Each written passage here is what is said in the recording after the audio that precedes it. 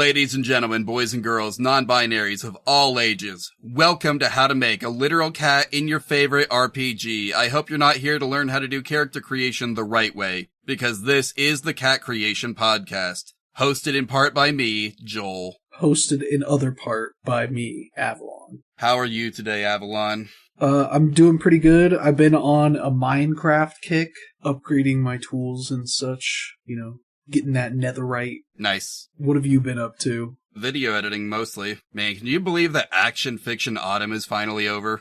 I can't believe it. It came and went so fast. It really feels like it did, didn't it? Yeah. And it was one episode longer than the typical season. Yeah, they got that bonus episode in there. But now that we're out of Action Fiction Autumn, what are we going to do? Whatever we want. We're no longer limited to a theme. Oh my gosh, the world is our oyster. Yeah, but you know what? I didn't feel like working that hard to pick an episode this time, so we are just going to do Legend in the Mist, the RPG that is a high fantasy spin-off of my favorite RPG that I did just get the official final release of on digital the other day. Nice. But yeah, Legend in the Mist. It looks pretty cool, and it looks like a familiar system, like you said. It was based on City of Mist, right? Yeah. So shouldn't be too hard to get our feet wet here. Go for a nice swim. Yeah, essentially. But yeah, Legend in the Mist is the high fantasy version of Son of Oak's hit RPG, City of Mist. It is, well, it's what it sounds like it is. It has the exact same system for character development as the other games, where your advancement as a character is tied to how well you stick to the roleplay prompts that you give yourself. So you get these 4 themes. Every theme will come with some role-playing cue. In City of Mist, they were called Mystery, Identity, and, well, it was just those originally. And in Otherscape, you had mysteries and identities, and also the itch. If you had the mechanical stuff, you had needs to fulfill related to that. I can't remember what it was for queers. I cannot remember either. I know identity was one of them, but I don't think the other one was mystery. Dang, what was it? I'll have to look it up later.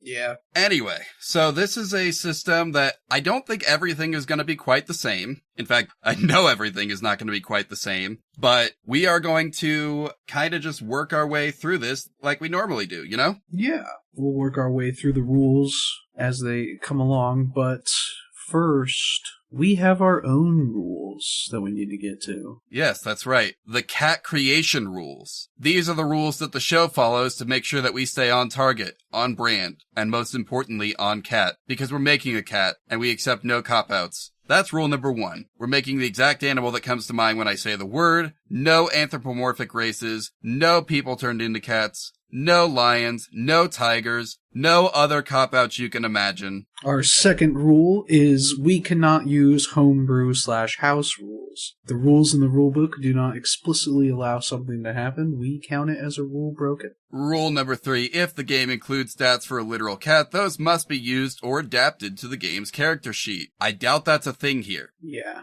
Very, very unlikely. So on to rule number 4, which is the character, class, background, playbook, job, what have you, must exist in the game's core rules or as part of an official expansion. Rule number 5 is the cat can learn any skill available to its class, even if it's not something a cat could normally be trained to do. Rule number 6 is if a tool would be physically impossible for a literal cat to use, even if comically downsized for them, they cannot use it. And rule number 6 is if a character sheet has a section that is meant to be filled out in collaboration with the whole table, we leave that blank so potential players can make it fit the group they're playing with. Funny enough, this rule was devised because of the City of Mist episode. Yep, and I'm sure it'll come into play in this episode.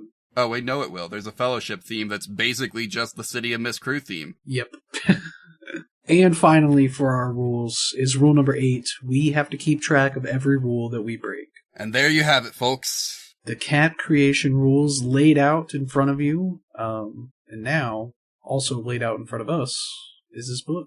So let's get to looking here. Yeah. So before we get into the rest of the stuff, there is on page 74 a thing that kind of tells us about our theme card types. There are 3 categories, and it looks like a few that are uncategorized. We'll have to look into what those mean in a minute. But the categories are origin themes, which describe your background and beginnings, who you are as an individual. They're your circumstances, devotion, past, people, personality, skill or trade, and trait. Then you got adventure themes, describe what makes you a hero that stands out from the crowd, someone unique with power to explore and impact a greater, more dangerous world. They are duty, influence, knowledge, prodigious ability, relic, and uncanny being. Then you have greatness themes. Describe what makes you a power unto yourself capable of shaping the course of history. These are destiny, dominion, mastery, and monstrosity. Some fun themes. I do believe there's... Yeah, we'll get to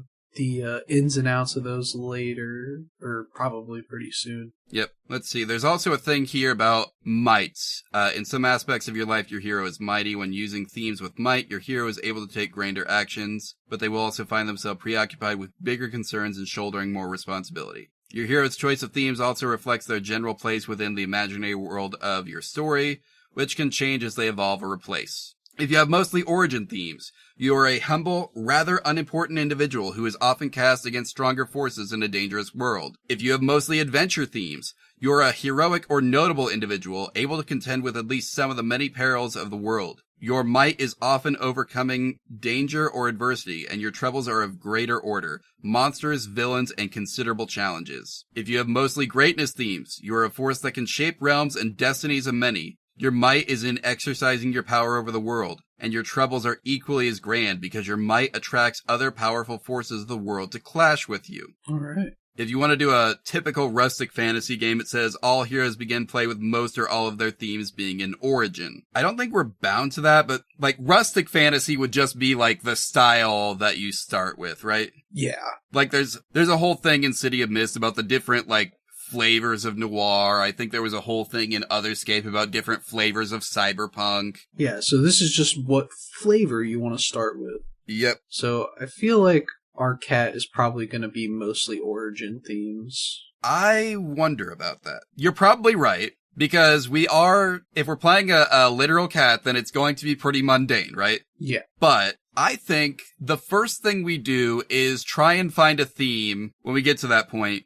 I think we try and find a theme that lets us weaponize our being a cat. And I don't know that that's going to be an origin. Yeah, no. That would probably be Adventure of Greatness for sure. Maybe. It might be origin. We'll just have to look. We'll have to see. It could be our trait theme, but it could also be an uncanny being theme from Adventure. We'll see. Ooh, uncanny being. Hero creation, there's a checklist on page 78. We are going to go the detailed way and answer all of our theme book questions, because that's the most fun way to do it, and why would you do it any other way? I guess if you're just learning the system and kind of intimidated by how big and ambitious these games are, then maybe you want the simple way, and just pick a trope and move on. But I like to get my hands dirty with this system, personally. Yeah, we like to delve deep. We're no newcomers when it comes to making characters, so we're gonna go as detailed as we can. Yeah. This system does not intimidate me, personally. Let's see. Of course, when you're creating a hero, remember your power tag should be useful, your weaknesses should be limiting, your tags, especially the title of each theme, should match the might of their theme. Your quest should be clear. You and the narrator must have an understanding about your tags and quests. So make them listen to this episode if you're going to play this character. Yep.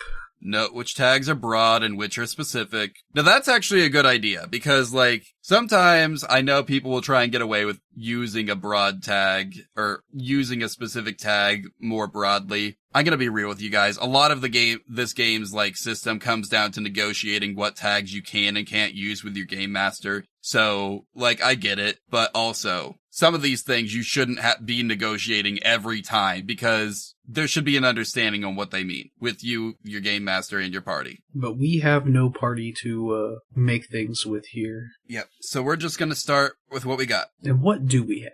Well, we got the theme types here. I already read these off earlier, so we don't have to read them all off again. But we do have on page 79 a little bit more of a description that we got previously. So I'm going to look through these and see if I find any that strike me as possibly letting us play as a cat.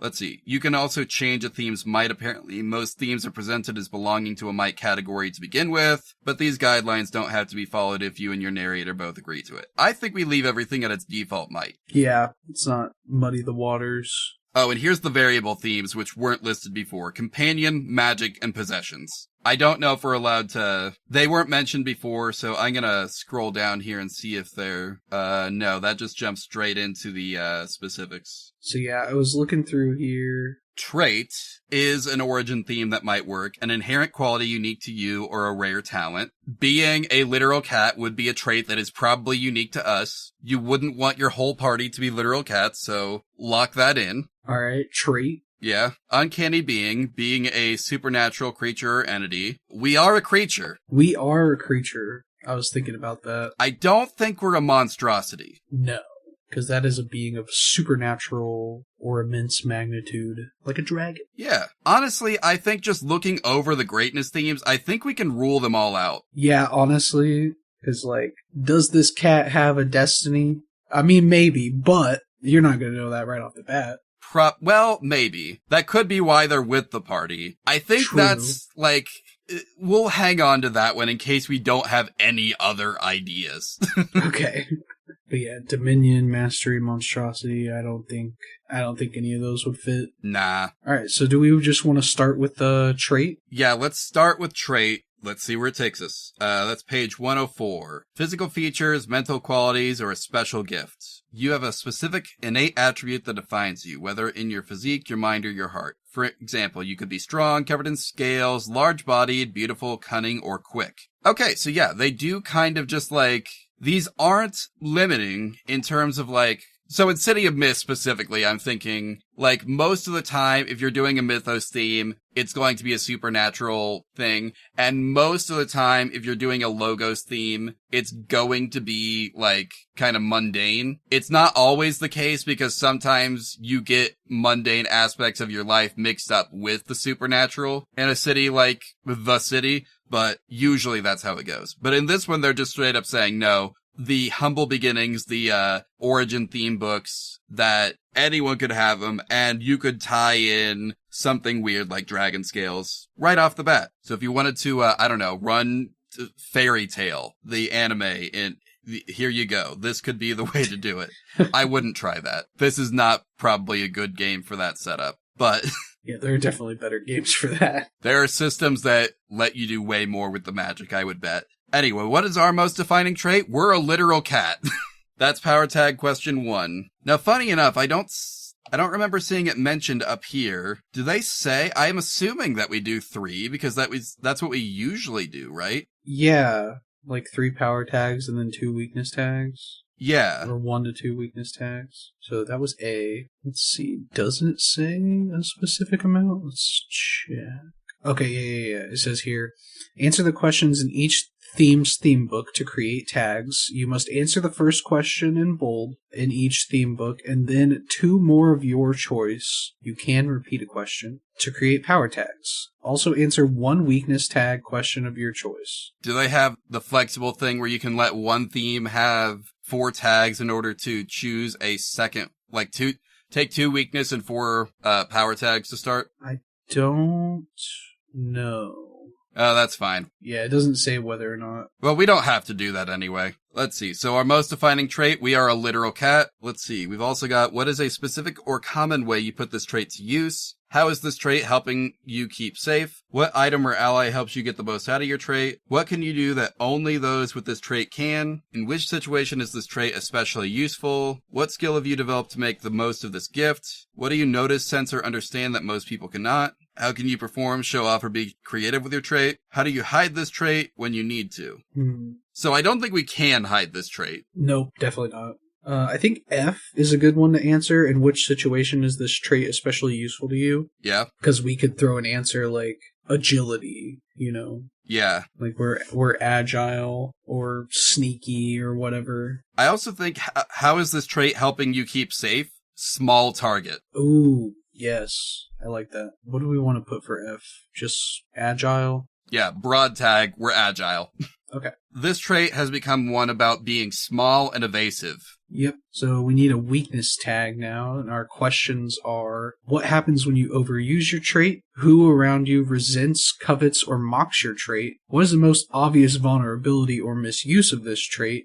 And when is your trait utterly useless? I feel like we could come up with an answer for C or D pretty easily. Oh, yeah. Obvious vulnerability or misuse of this trait? I mean, probably that we, don't have opposable thumbs, right? Yeah, that is a huge downside. So, can't hold most items is probably a thing that we could put in a weakness there. That would be true. That would be true. We cannot hold most items. Okay, we have... Quest ideas.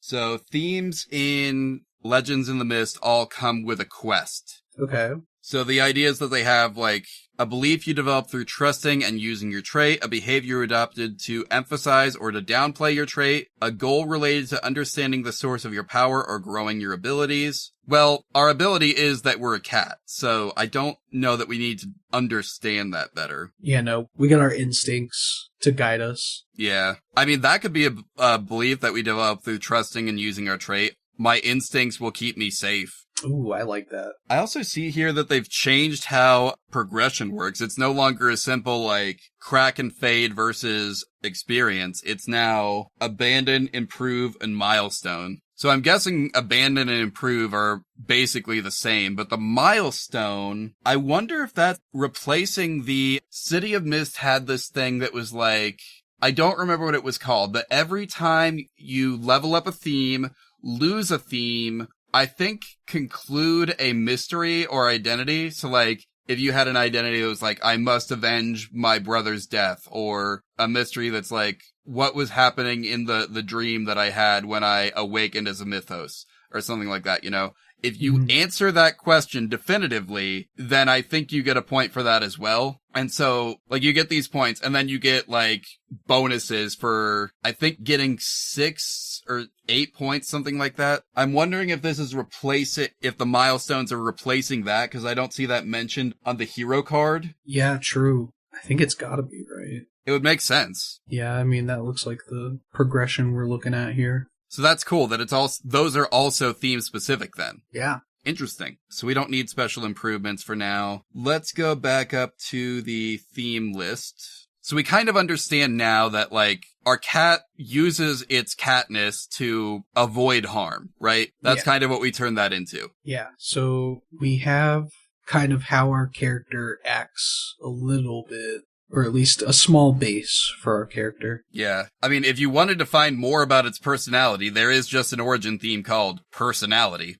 That's true. I was looking at that. That could be a good one, since all the other themes, they feel kind of hard to start with, which I guess is why the book said that would mostly be origin themes at the start. Well, if you're doing rustic fantasy, there's all kinds of fantasy. Yeah, I guess you could start in the middle of a great quest. Yep. Or if you wanted to play Fairy Tale and play Natsu Dragneel, then you could just start with the monstrosity theme. Yeah. Well, what do you think about doing personality? You think we can do it? Yeah, I want to start with personality. Or not start, but let's do personality next. On page 100. Yep. Okay. Oh no, they describe your personality as aura. Oh god. What's your aura? Temperament, personal aura or style, common behavior, or inner self. Incredible. Why do they have aura in quotation marks, though? I don't know. Aura can mean so many things in fantasy. That is true. There's a lot of ways you could take that. I feel like it's just oh, this is the vibe you give off. Right? Yeah, it's gotta mean vibes. There's no way it means actual aura. Yeah. You have a certain way of seeing the world and engaging with it, an archetypal personality type or way about you. You might have developed it during your younger years or adopted it only lately, and it might not even be to your liking, but your personality is taking you places and defines how you interact with others. What are you like? What made you this way? How well does your personality mesh with others? And is it all a show you're putting on for the world? And if so, what's beneath it? Those aren't the power tag questions. Those are just... No. They're things to get us thinking. I think we need to decide, okay, what kind of cat is this? Are they friendly? Are they playful, affectionate, aloof? Are they... reclusive? Yeah, are they shy? I mean, we know that they use their instincts to avoid harm already. They might be shy, but they're also presumably traveling with a party, so... Well, you can be shy and still be with a party. True. I'm just thinking there are certain cat personality types that would probably prompt them to try and sneak away from the party, never to return. So I'm thinking that just by virtue of the type of system that we're looking at, I feel like we need a cat who has some reason to be loyal to the people in this party. But I guess they could still be mean. Like, I don't like any of you, but you feed me, so I'm gonna follow you around or something like that. You know, that could be a personality. I kind of like that idea, too, of just being like, I don't want to go on this, but these guys are giving me a good life, so might as well. But I'm not gonna let any of them pet me. Yeah. So what would we say? Reluctant yet reliable? I don't know. I'm trying to think of how to phrase this in a way that would be like, okay, this is a thing that we could use. This is a stat we could roll, right? Yeah, true. What personality trait is most central to you? I think it's either going to be aggressive or distrustful. Ooh, I think distrustful works, because there's a lot of places that could come up. All right. And that kind of also gives us a way to answer the rest of the questions, because that means like, okay, well, if we're distrustful, then we probably spend a lot of time like trying to read the intentions of people around us, right? Mm-hmm.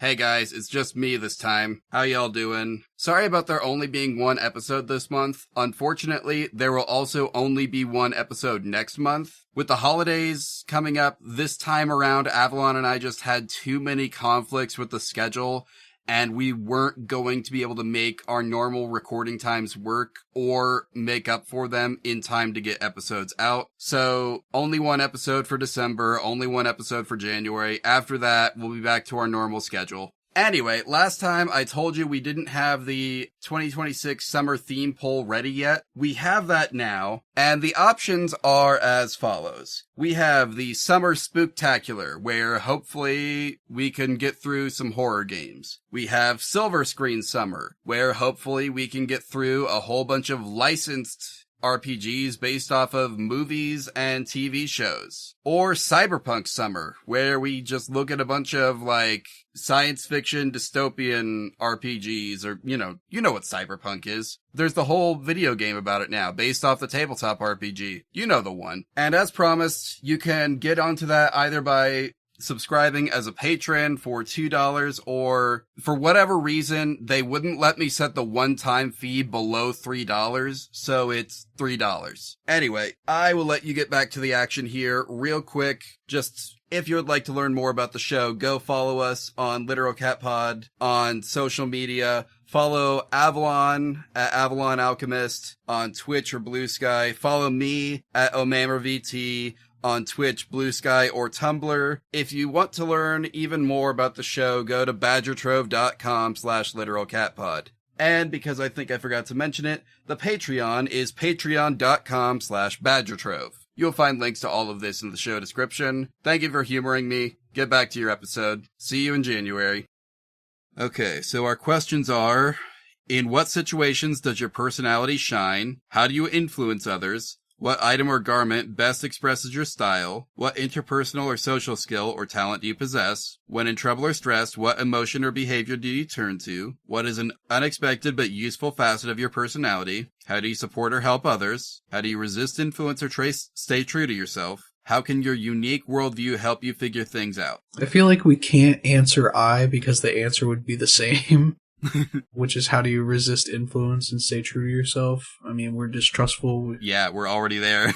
I think, in what situations does your personality truly shine? I'm trying to think of how to say this, but like, it would be like a stranger danger sense, right? Yeah. Also, did we not come up with a title for... And I'm looking at the sheet. Where would that even go? Title? Wait, one of these boxes is bigger than the others. I wonder if that's where the title is supposed to go. Oh, yeah, you're right. All right, we'll get back to that in a minute. But I don't know, maybe rather than B, we answer it as, what interpersonal or social skill or talent you possess. Maybe it's like sensing strangers' intentions. Okay, yeah. Let's see. How can your unique worldview help you figure things out might be good. Or when in trouble or stressed, what emotion or behavior do you turn to? I mean, we could just say biting people. Oh my gosh. That would be an answer to F. Honestly, I think that should be the answer. But my only thing is, like, J would be, if we do J, then that would give us a full theme of, like, okay, this is a role that would let us read strangers, which is a good investigation stat. This would give us, obviously, an attack, but... Well, I think we can save that for a hero theme. Maybe. I mean, we don't necessarily need to be a combat party member. Not everyone... That's one of the cool things about, at least City of Mist, is everything is based off what makes you a good detective. So not everyone is even good at combat. Oh, okay, yeah. Then I think... This is obviously not a detective game, but... Yeah, but we don't have to rely on attack stats and stuff. Exactly. We've got dodging for that. Yeah, so I think J is a good one to answer. How can your unique worldview help you figure things out? Maybe, like, very observant, like, since you're distrustful and you're kind of on edge. Always vigilant. Yeah, always vigilant. That's a good way to word it. So yeah, those are our power tag questions. Now we need a weakness tag, and our questions for those are, in what situations does your personality get you into trouble? What is an ugly or unfortunate aspect of your personality? What unwanted behavior does your personality push you towards? And who finds you or who do you find irksome or loathsome? Most people. Yeah. I feel like the answer to literally any of these could just be like a total lack of people skills. You want to keep your distance even from your own party, and that means that they're not particularly close to you. So in what situations does your personality get you in trouble? Social. Just social situations in general. Yeah, but I'm thinking like, okay, what's the consequence of being an unsocial cat? Man, I don't know. Because I'm trying to think of, like, if you're an unsocial cat, people do love to pet cats, and they will attempt to pet you, but if you're not into it, that could be off-putting to some people. Yeah. I do think maybe the simplest way to put this is, like, maybe we do B and just say no people skills. Don't worry about what the consequences are. It's just this is a thing that gets in the way when we have to deal with people. Yeah. Okay. No people skills. Then let's see. Quest ideas. A personal motto, rhyme, or quote that encompasses your core worldview or approach. Something you must do to feel true to yourself. A goal you have set for yourself due to your personality. Maybe the goal is to be more social. Maybe. I feel like that's a later goal. Like, that's not a quest that you start the game with. Okay, yeah, that's fair. Maybe the quest idea is, I'm only here for the free food. Honestly, yeah, that works with what we were originally intending to. Yeah, a personal motto, rhyme, or quote that encompasses your core worldview or approach. Yep, I'm only here for the free food. There you go. So do you want to come up with a title for these before we move on to the others, or... Yeah, we can come up with a title. Alright, so our trait is about being a cat. There's not really guidance on what to name them. The interesting thing about this is that you can repeat types and repeat power tag questions. Let's see, your tags, especially the title of each theme, should match the might of their theme. The title of our cat trait... Sly Weakling. Cat be nimble. Cat be nimble. Wait, I'm thinking of Jack be nimble. Okay, that's maybe nothing. No, I think it's something. This cat do be nimble. Okay, well, I mean, if it works. And then personality. RBF. I don't want to say outcast, because that's not exactly right. Outlier? Outcat? Outcat, yeah. He's a bit of a lone wolf. We could put lone wolf. Maybe nope, it's not a lynx. Someone might take that literally, and we can't have that. Yeah, no. We could just put loner, too. Yeah, loner is fine, probably. Lone feline. Okay. So we got a trait and a personality. Let's see. Can you think of another trait, or... Is it... The interesting thing is, again, we can reuse these, so... That is true. I'm trying to think of a trait that we can do. I'm wondering... I think we probably should come up with...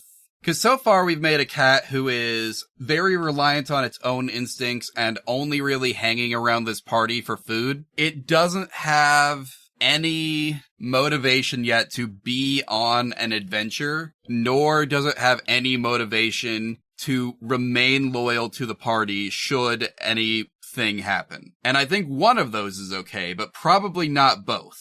Yeah, we gotta have a reason for being here. Yeah. So, honestly, I was thinking about Relic. Okay. Because if we want this cat to be playable, more useful in actual play, we could give them a relic that makes them talk, a magical item that has changed their path in life. Okay. That would certainly change their path, and maybe their quest for that is either discover where the relic came from or try to discover what they should be now that they're no longer just a cat. Maybe. I do think the interesting thing is the character that we've presented so far would probably be about as motivated to talk as Toto in The Wizard of Oz. Which, for those who know, all animals in Oz can talk. Dorothy asked Toto if he could talk once, and he said yes. And she asked if he would like to talk, and he said no. And those are the only words Toto ever spoke. Okay, true. So, I'm not saying we can't have a cat who can talk. I'm just saying I don't think this cat would use the ability to talk as presented so far. Maybe... That's how they found him. They found this cat. This cat was accidentally like, "What's up?" or like, "Leave me alone." And then they were like, the group was like, "Oh my god, this cat can talk." Okay, I do have an idea along those lines. Okay, hit me with Maybe it's not just... Now, I feel like we're veering into kind of the same thing we did with Otherscape, where we gave the cat an AI who made it intelligent. But maybe the relic does more than just make the cat talk. Okay, yeah. Because if it's just a relic that makes cats talk, no one would go looking for that. True. Well, I mean, some sweet old lady would go looking for it, but... Well, if you want, we can take a look at the relic theme and see if the questions lead us to some answers of what this relic might be able to do. I'm just wondering if, maybe literally all the relic is doing is making the cat able to talk, but it has other uses. And, the cat's quest would basically be okay, well, what the heck can I do with this thing? Yeah, so figuring out what the relic can be used for. Yeah. I also think it's possible that this is something the cat swallowed. Oh, absolutely. I think it's a tiny relic of great power that a group of adventurers went looking for and to their horror saw a cat eat it. And now they have picked up this cat and dragged him along. Against his will. I like that. Okay, we're cooking now. We've got a character.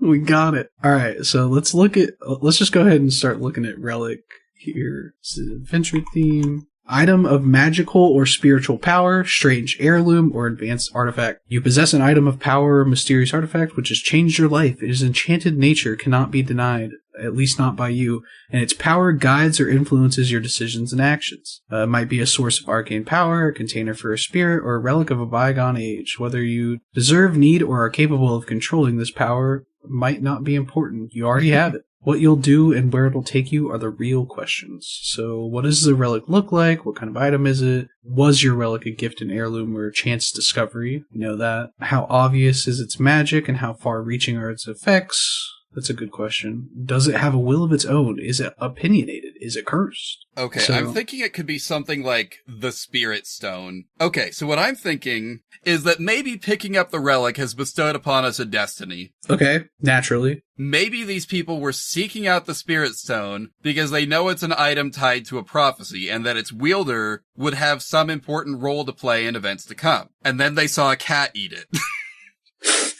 And that's destiny, baby. That's how that works. I love that. So the first power tag question that we have to answer is, what powerful or mysterious item do you possess? So do you just want to say the Spirit Stone? I mean, yeah, we got to come up with some kind of name for it. So our next questions are, what is its most potent power or ability? What is another aspect or part of its magic? What do you feel when you hold, wear, or use it? When does your relic come to life or become stronger? What skill is required to best handle the relic? Who or what was your relic made to affect the most? What is revealed to you through the use of your relic? What is a secret feature of the relic that no one else knows about? And what does your relic unlock or unleash? Okay, so H, what is revealed to you through the use of your relic? The gift of gab? The gift of gab. Literally the ability to speak. I think we should put that down. What is a secret feature of the relic that no one else knows about? You can see ghosts. No, I'm kidding. Cats can already do that. I mean... What I was thinking is like, okay, this thing was probably not meant for a cat to wield. This cat is certainly wielding it improperly. Yeah, absolutely. I'm thinking maybe it's a thing that is supposed to, like, grant you knowledge, but because it was swallowed, all the cat gets is like it just kind of enhances the cat's existing instincts, so they get a danger sense. A spidey sense, if you will. Yeah, so that could be danger sense. I like that. And then there's all kinds of other things that an item called the Spirit Stone could probably do, but it's gonna be up to this cat to figure out how that works on its own time. Yeah, that's not up for us to decide. That's for the players. Yeah. Okay, weakness tag questions. What is the most troublesome shortcoming of your relic? What can interfere with the powers of your relic? What can damage or destroy your relic? What has changed in you for the worse because of your relic? Let's see. I feel like A or B, probably. Mm-hmm. Because, like, what can damage or destroy the relic? At this point, damaging or destroying the cat. Yeah. Which, to be fair, probably not that hard to do. It is a cat. But... let's not think about that. Yeah. What is the most troubling shortcoming of your relic? The inability to actually use it. I mean, yeah, that's kind of what we're at. That's what we're looking at, right? Is like, we have an item of potentially phenomenal cosmic power that is supposed to bestow upon us knowledge, and the best we can do with it is sense a little better than we could before that something bad is about to happen. Yeah. So, most troublesome shortcoming, how would we put that down? Unoptimized. Hard to use from stomach. Hard to use from stomach. Yeah? I'm serious. I think that's the answer. You think that's the answer? It's in my stomach. It's hard to use from there. Yeah, it goes off the thing a little bit, but you get it. Yeah, I think it makes sense. It's readable. Yeah. For a quest, a task you must accomplish related to the relic, a vision or destiny the item pushes you towards, a responsibility that comes with the item's power, or a behavior it enables. See, the vision or destiny thing was something that I was thinking about, is like when you were like, this cat like is getting the residual effects, like the danger sense. I was like, maybe it has like visions in its sleep, and that's like a secret feature of the relic. Or yeah, it could be like seeing futures that may or may not come to pass. Okay, so I'm trying to think of how to word this, because it wouldn't literally work like this. We don't have the ability to, like, make our own move here, right? Mm-hmm. But in Monster of the Week, the Chosen playbook, their default move is called Destiny's Plaything. Basically, at the beginning of every mystery, you get a vision, and you roll to determine how useful it is. Okay, so something like that. Yeah, so I'm thinking, like, if we want to have a quest, like, okay, so maybe the common use that this cat gets is, like, the danger sense. It tells it when to keep away from things. But maybe it also pushes him towards things. Yeah. Maybe it's like the stone knows where to go. I'm trying to think of something that'll fit on one line, too. Well, that fits, so we're good. Okay. What should the title of this be?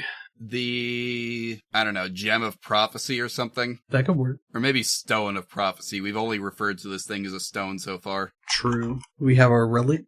Yep. Do we need all 4 themes? Yeah, we gotta start with 4 themes. Okay, cool. So, if we want to have a greatness theme and just, like, explore all the options, we've now opened ourselves up to a destiny. Ooh, true. I'd love to take a look at that. Let's see. Destiny, prophecy, predetermined path, groomed for a role, or a known final destination.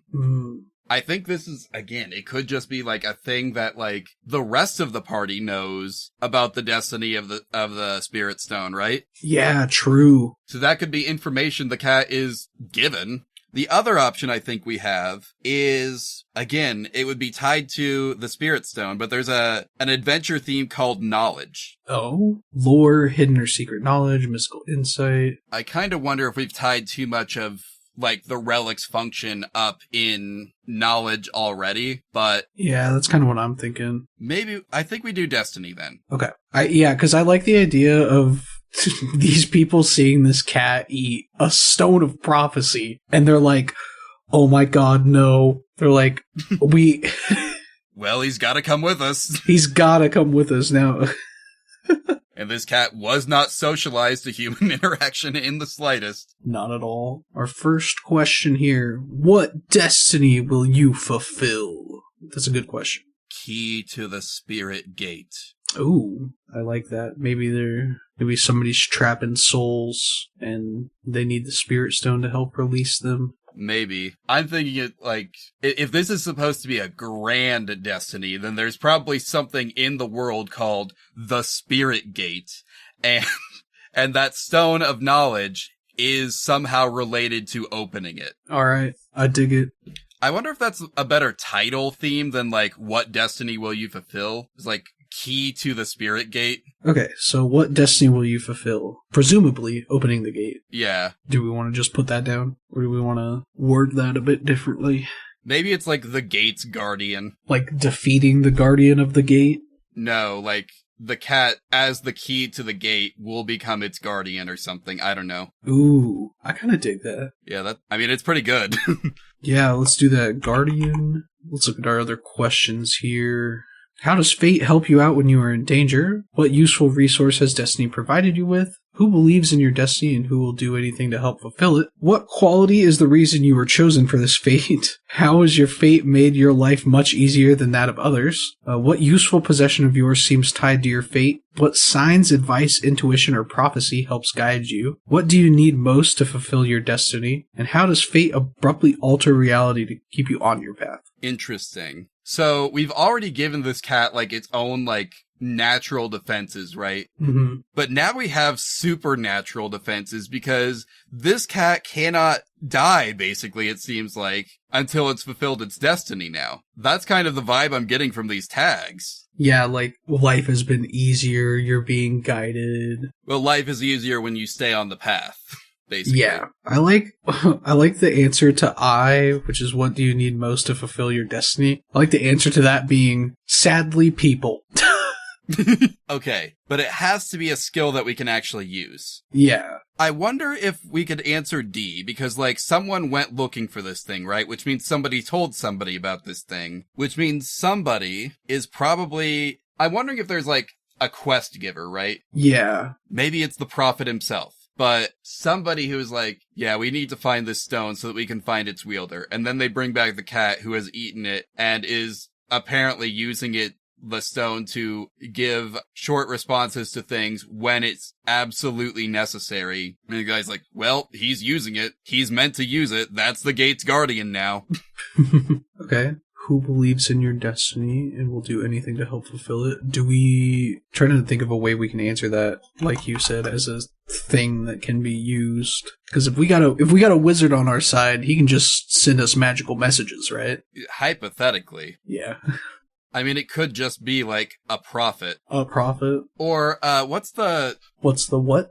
Okay, so what I'm thinking is, like, there are people who, like, are supposedly, like, they read prophecy. They read the stars. They read these signs of destiny. Not oracle.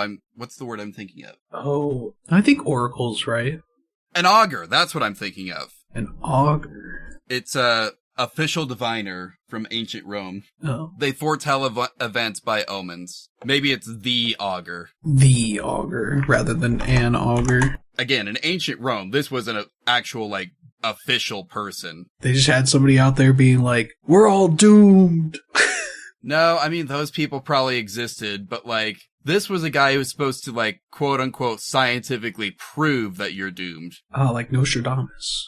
Yeah, literally. What other question do we want to answer? Let's see. I'm thinking something like, what useful resources Destiny provided you with, or how does fate abruptly alter reality to keep you on your path? Or how does fate help you out when you're in danger? I'm thinking something along the lines of, like, this is to do with the Spirit Gate, right? So maybe there's some kind of, like, spectral armor that this cat can call upon or something. Ooh, I dig that. I mean, I think the best answer to that would be B. Yeah. Good news. We can finally be B. We can be bees. You'll be a bee. A pet. Alright. You will live for 30 years. Yeah, I think spectral armor is the way to answer that. That way we can keep our cat alive.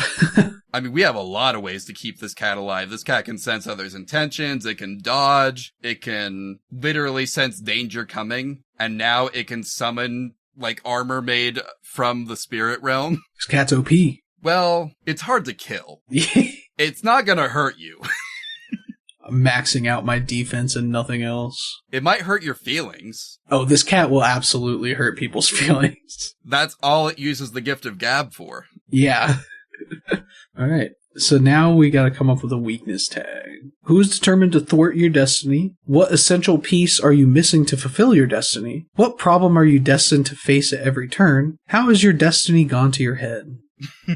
I think, what essential piece are you missing to fulfill your destiny? I mean, we've already established, we don't have full access to the power and knowledge of the Stone of Prophecy, right? Yeah, so it's already diminished powers. So what essential piece are you missing to fulfill your destiny? Maybe it's we're missing information that the relic can't give us because he's a cat and because the relic is in his stomach. Mm-hmm. How do we want to word that? Knowledge from the stone. Yeah, I think that could be it.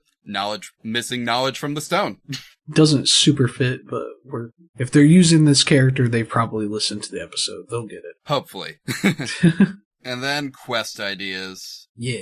Our ultimate goal, a compulsion you feel to follow certain signs, omens, or instructions, or a strong conviction on how to conduct yourself honorably in spite of your fates. I think maybe we just say the goal. Like, we have an augur who told us what the destiny was, right? So we've been filled in on what our destiny is. Yeah, we know. I guess the quest would just be to reach the spirit gate. Yeah, I will find and reach the spirit gate.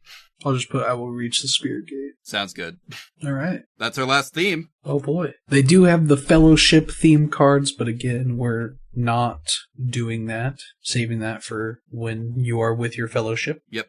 Now, I think there's one more thing to do. It says we peruse the general store on page 132 to pick out a backpack tag under the detailed way. And the general store is on page 132, or that's where it starts. Yep. Let's see. So this comes in categories. We've got armor, we've got assistance, clothing and accessories, medicinal items. We can have notes. So your backpack holds any story tag you hold on to, and these can include stories you know, memories you cherish, or tricks you prepared. That might be a way to go. Let's see, we've got personal items, spiritual and magic trinkets, supplies and travel gear, weaponry, or coin. Don't think we have any coin. Probably not. And this, like other games of this style by Son of Oak, you don't actually track money, so like the recommendation for a money tag would be bag of gold or a precious gem. Mm. I'm going to look at notes because... Yeah, it looks here. We have directions to a place, funny anecdote, juicy gossip, leftover meal recipe, little prayer, memory of a sweet smelling bread, strong comeback, or an unsolvable conundrum.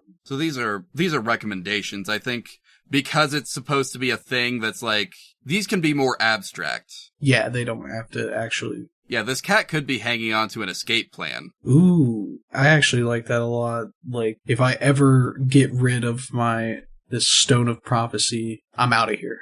Yeah. Yep, that just goes up on the hero card. Escape route. I don't think we'd have any medicinal items. Do we want a personal item? We only get the one tag. Oh, we only get the one? Yeah. Okay. Yeah, story tags are supposed to be, usually they're supposed to be temporary. The backpack lets you hold on to a couple. So like, light armor would normally be a thing that you'd create, like, you'd either have to make a relic theme for it, or some kind of, possession theme or something in order to have light armor, or, any kind of armor. But if you want, you could just say, okay, well, I have a set of armor in my backpack, and so I'm just wearing armor even though none of my themes establish that, I think is the idea here.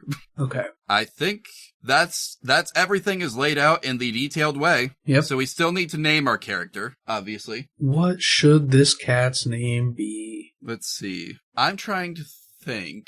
you have a party of adventurers who are there on a quest from an augur to find an item of destiny, and they find a cat who can talk, who has probably never been around people before, which is why he doesn't trust them. What would they name him? Ooh. What about Dagger? Dagger's good. I was thinking Scratch. Although, there's a mechanic in this game about scratching, I think is what it's called. It basically replaces burning in other games of this style. Ah, okay. So I don't know. Scratch might not be good simply because it's a mechanic, but... That's fair. I was thinking Dagger because it's small, but deadly, and it likes to hide away. You know, most people hide daggers. Yeah, that works. So yeah, that is Legend in the Mist. Do we want to establish what kind of cat this is? There's nowhere on the sheet to really put this, but... Yeah, we have a notes section. All right. We keep it short and sweet. I'm honestly thinking of just like a basic brown tabby. Yeah, like nothing crazy. Or a chocolate short hair or something, yeah. A chocolate short hair, I like that. I mean, it would just be like a brown cat.